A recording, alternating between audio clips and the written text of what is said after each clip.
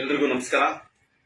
ನಾನು ಕನ್ನಡ ಶೆಟ್ಟಿ, ಕರ್ನಾಟಕ ಪ್ರಜಾಪರ ವೇದಿಕೆ ಸಂಸ್ಥಾಪಕ ರಾಜ್ಯಾಧ್ಯಕ್ಷರು ಮಾತಾಡ್ತಿರೋದು. ಇವತ್ತು ನಿಮ್ಗೆ ಬಂದಿರೋ ಉದ್ದೇಶ, ನಿಮ್ಮ ಮುಂದೆ ಬಂದಿರೋ ಉದ್ದೇಶ ಏನಪ್ಪಾ ಅಂದ್ರೆ, ನಿಮ್ಗೆಲ್ಲ ಗೊತ್ತಿರೋ ಹಾಗೆ ನೆನ್ನೆ ಕರ್ನಾಟಕ ಚಲನಚಿತ್ರ ವಾಣಿಜ್ಯ ಮಂಡಳಿಯಲ್ಲಿ ಒಂದು ವೇದಿಕೆ ಮೇಲೆ ನಟ ದರ್ಶನ್ ಅವರು ಪದ ಬಳಕೆ ಎಲ್ಲೋ ಒಂದ್ ಕಡೆ ಅದು ಮುಜುಗರ ತಂದಂತ ವಿಚಾರ. ಹಾಗಾಗ್ಬಿಟ್ಟು ನಾವು ದೂರನ್ನ ದಾಖಲಿಸಿದ್ವು. ಅದು ನಾವೆಲ್ಲೋ ಸಂಘಟನೆಯವರು, ಸ್ವಲ್ಪ ಬೇರೆ ಬೇರೆ ಸಂಘಟನೆಯವರು ಸೇರ್ಕೊಂಡು ಸ್ವಲ್ಪ ಆತರ ಬಿದ್ವಿ ಅನ್ಸುತ್ತೆ.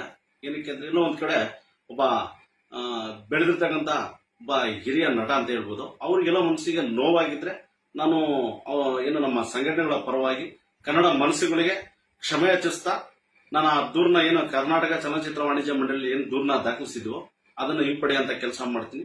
ಮತ್ತೊಮ್ಮೆ ಯಾರಿಗಾದ್ರೂ ಕನ್ನಡ ಮನಸ್ಸುಗಳಿಗೆ ನೋವಾಗಿದ್ರೆ ನಮ್ಮ ಸಂಘಟನೆ ಮತ್ತೆ ನಮ್ಮ ಸ್ನೇಹಿತರು ಅಧ್ಯಕ್ಷರುಗಳ ವತಿಯಿಂದ ನಾವು ಕ್ಷಮೆನ ಯಾಚಿಸ್ತೀವಿ.